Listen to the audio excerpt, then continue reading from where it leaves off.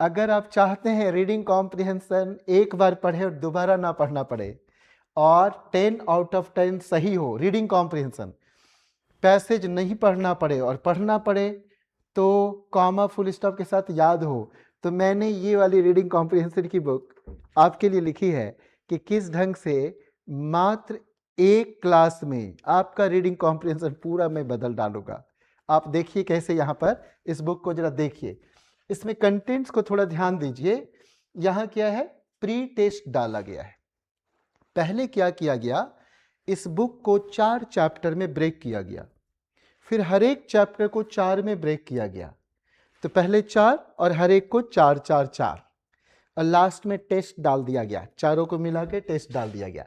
आप देखिए, building a strong foundation, lesson 1 2 3 4, पहला चैप्टर का 4 ब्रेकअप, ओके, और इसको फिर यहां पर मिक्स करके टेस्ट बना दिया गया। फिर आप करेंगे ऐसा एक और पार्ट, अब शुरू होता है पार्ट 2 स्ट्रक्चर, इसको भी 4 पार्ट में ब्रेक किया गया और लास्ट में टेस्ट डाल दिया गया। फिर आप थर्ड पार्ट शुरू करिए, फिर इसको 4 चैप्टर में ब्रेक किया गया और लास्ट में टेस्ट डाल दिया गया। और लास्ट पार्ट फोर्थ वाला, और इसको भी 4 पार्ट में ब्रेक किया गया और लास्ट में टेस्ट डाला गया। मजेदार बात बताऊं क्या, मजेदार बात क्या है ये देखिए, मजेदार बात बताता हूं जो आप झूम जाएंगे, आपको लगेगा वर्ल्ड में ऐसी बात हम कभी सुने तो नहीं थे, आप ऐसा फील करेंगे।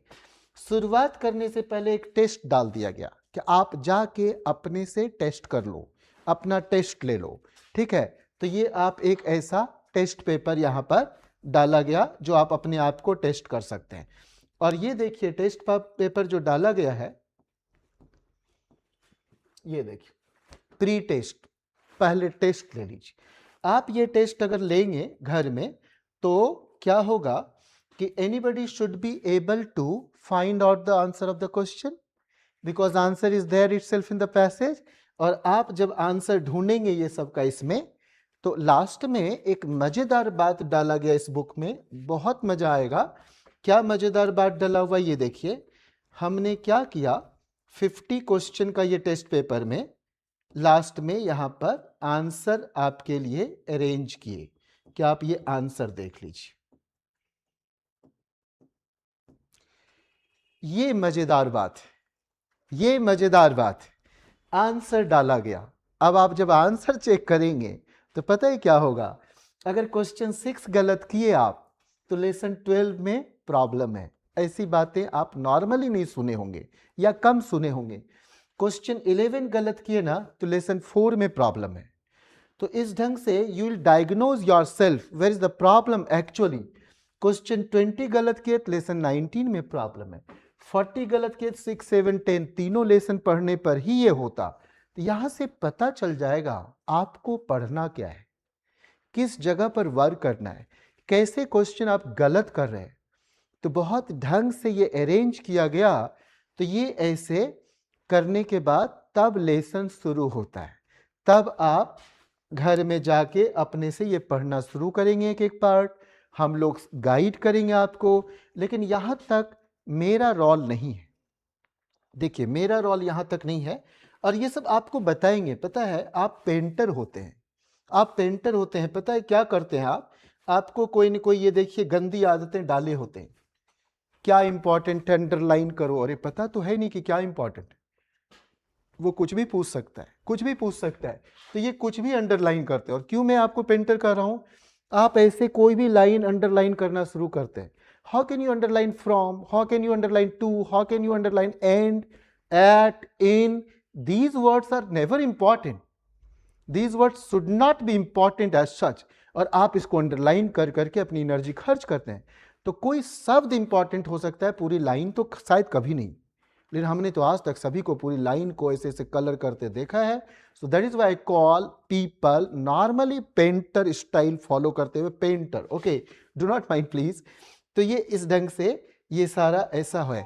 उसके बाद जब ये सब हो जाता है तो मैं आपको तब बताऊंगा यहां पर कि आप अब लास्ट लेसन में चलिए, लास्ट लेसन में चलिए।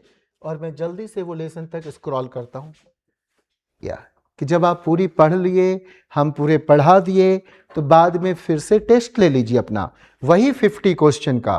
और जब आप ये टेस्ट लेंगे तो देखिए मज़ेदार बात यहाँ क्या है कि मेरा डायलॉग अब बदलने वाला है। अगर क्वेश्चन 8 गलत किए तो लेसन 1 अभी भी वीक रह गया, लेसन 1 अभी भी वीक रह गया। क्वेश्चन 10 गलत किए तो लेसन 8 अभी भी वीक रह गया। सो आपको फिर से वो पढ़ना पड़ेगा। इस ढंग से ये इंडिकेटर डाल दिया गया।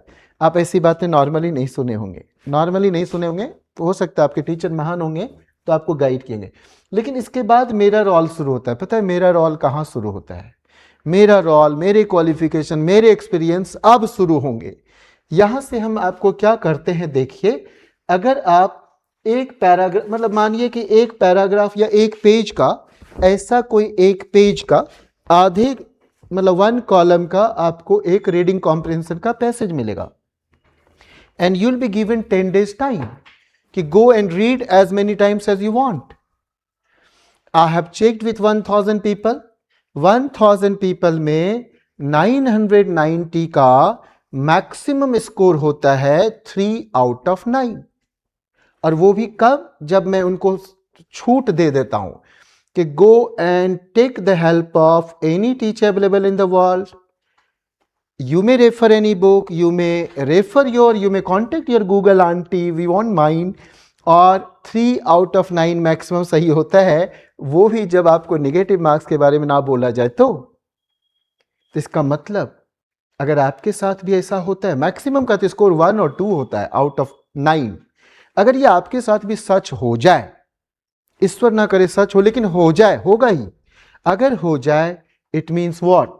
You do not know how to read anything.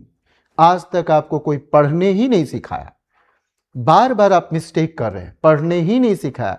फिर हम आपको बताएंगे एक बार पढ़ा वही पैराग्राफ या पैसेज तो दोबारा नहीं पढ़ेंगे, और आपको कामा फुल स्टॉप के साथ याद होनी चाहिए, और तुरंत 9 out of 9 करेक्ट करवा के हम छोड़ देंगे।